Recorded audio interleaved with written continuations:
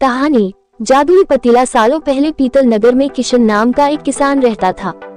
वह गांव के एक जमींदार के खेत पर काम करके किसी तरह अपना घर चला रहा था।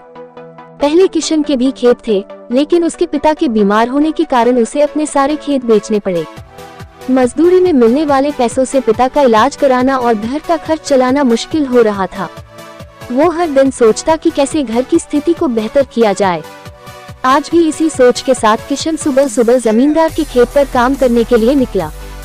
खुदाई करते समय उसकी कुदाल किसी धातु से टकराई और तेज आवाज हुई। किशन के मन में हुआ कि आखिर ऐसा क्या है यहाँ। उसने तुरंत उस हिस्से को खोदा तो वहाँ से एक बड़ा सा पतीला निकला। पतीला देखकर किशन दुखी हो गया। किशन के मन में हुआ कि ये जेवरात होते तो मेरे घर की हालत थोड़ी सुधर जाती। फिर किशन ने सोचा कि चलो अब खाना ही खा लेता हूँ। किशन ने खाना खाने के लिए अपने हाथ की कुदाल उस पतीले में फेंक दी और हाथ मुंह धोकर खाना खाने लगा। खाना खत्म करने के बाद किशन अपनी कुदाल उठाने के लिए उस पतीले के पास पहुंचा। वहां पहुंचते ही किशन हैरान हो गया। उस पतीले के अंदर एक नहीं बल्कि बहुत सारे कुदाल थे। उसे कुछ समझ नहीं आया।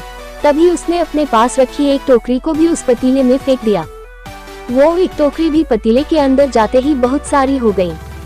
ये सब देखकर किशन खुश हो गया और उस जादुई पतीले को अपने साथ घर लेकर चला आया। वो हर दिन उस बर्तन में अपने कुछ औजार डालता और जब वो ज्यादा हो जाते तब उन्हें बाजार जाकर बेच आता।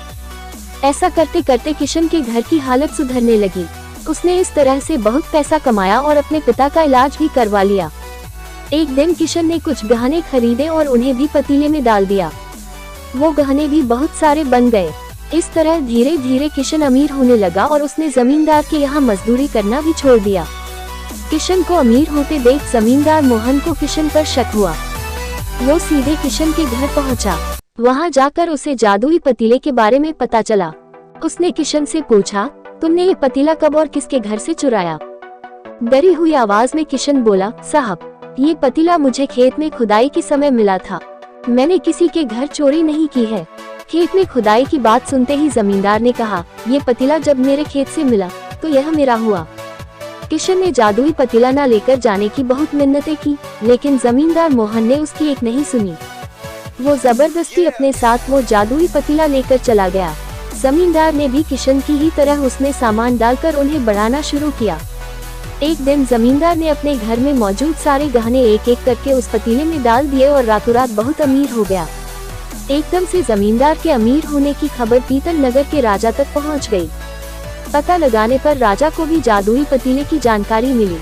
फिर क्या था, राजा ने तुरंत अपने लोगों को भेजकर जमींदार के यहाँ से वो पतीला राजमहल मंगवा लिया। राजमहल में उस जादुई पतीले के पहुँचते ही राजा ने अपने आसपास मौजूद सामान को उसमें डालना शुरू दिया। सामान को बढ़ता देखकर राजा दंग रह गया। होते होते आखिर में राजा खुद उस पतीले के अंदर चला गया। देखते ही देखते उस पतीले से बहुत सारे राजा निकल आए। पतीले से निकला हर राजा बोलता, मैं पीतल नगर का असली राजा हूँ, तुम्हें तो इस जादुई पतीले ने बनाया है। ऐसा होते होते सारे राजा आपस में लड़ने लगे और लड़कर मर गए। लड़ाई के दौरान वो जादुई पतीला भी टूट गया। जादुई पतीले के कारण राजमहल में हुई इस भयानक लड़ाई के बारे में नगर में सबको पता चल गया। इस बात की जानकारी मिलते ही मजदूर किशन और जमींदार मोहन ने सोचा, अच्छा हुआ कि हमने उस जादुई पतीले का इस्तेमाल सही से किया। उस राजा ने अपनी मूर्खता के कारण अपनी जान ही खो दी। कहानी से सीख। जादुई पतीले की कहानी से दो सीख मिलती है। पहली कि मूर्खता का अंत बुरा ही होता है। दूसरी यह कि हर सामान का इस्तेमाल संभल कर करना चाहिए, अति हानिकारक हो सकती है।